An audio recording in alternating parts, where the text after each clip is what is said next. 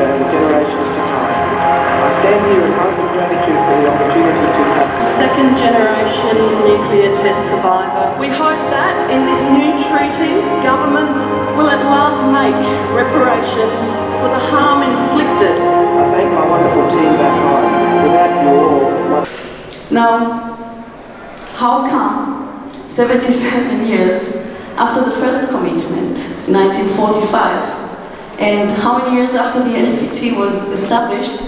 Sorry, I didn't sleep tonight. How many? 50 years, thank you. That the second, or that we have NPT meetings, and we're not standing there pushing these states to uphold to their commitment. They actually made a commitment. As you have heard, Middle East Treaty Organization's primary goal is to establish a WMD-free zone in the Middle East. That includes nuclear weapons. The way we go about it is lessons learned in terms of how we can then approach this to other places in the world. There can be a regional approach, there can be a national approach, and of course, an international push. So it's about time. The timeline for disarmament is our new campaign that aims to showcase the fact that all nuclear weapon states have to be targeted from grassroots to policy to advocacy and to take action through our activism again. We need to revive that spirit of activism that led to a lot of other treaties that are here today, including a TPNW. So the road ahead is still long, but now we have many other new instruments and new tools at our hand.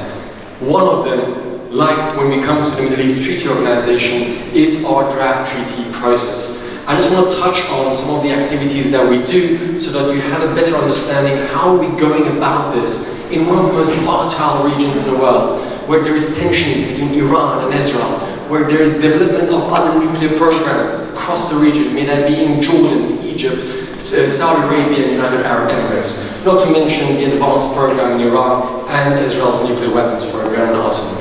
So here we take about 6 different work streams that makes up our work. We're looking at Bright Side, which is a fantastic newsletter that I encourage you all to sign up to, that showcases the good news coming from the Middle East. Because I know that when you think of the Middle East, you just see carnage, you see violence, but that's not the truth. There's a lot of people, a lot of organizations every day working to advance peace, security, and prosperity in the region. So that newsletter gives me hope, and I'm sure it will give you. In addition to all of that,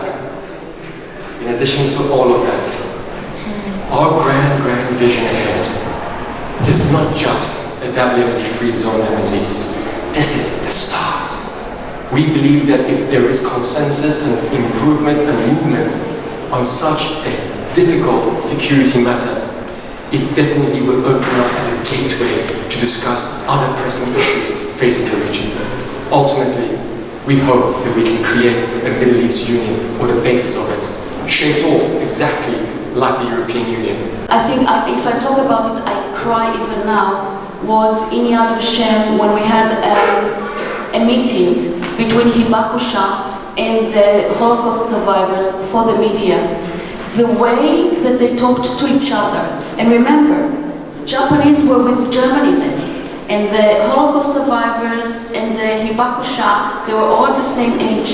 They knew to ask each other questions that us that never went through these horrors, never able to even think of asking. These two people have seen the devil, they have lived hell, and the way that they talk to each other made all the tough journalists, and you know, we have world journalists, they're tough. Journalists were crying. And in every single Abrahamic religion which dominates the Middle East, where 98% of the population is Muslim, Shia, Sunni, doesn't matter, but they're Muslim, and the other 2% are Christian and Jews. Those religions are based on peace. Am I right? When we greet each other, we say salam in Farsi, salamu alaykum in Arabic, shalom in Hebrew. They're all based on peace. So keep chipping in the best way you know, and the best way could be in every form that I just mentioned. So don't give up. We can dismantle this. We can get rid of nuclear weapons. If anybody says to you otherwise, they're full of, okay? So keep up.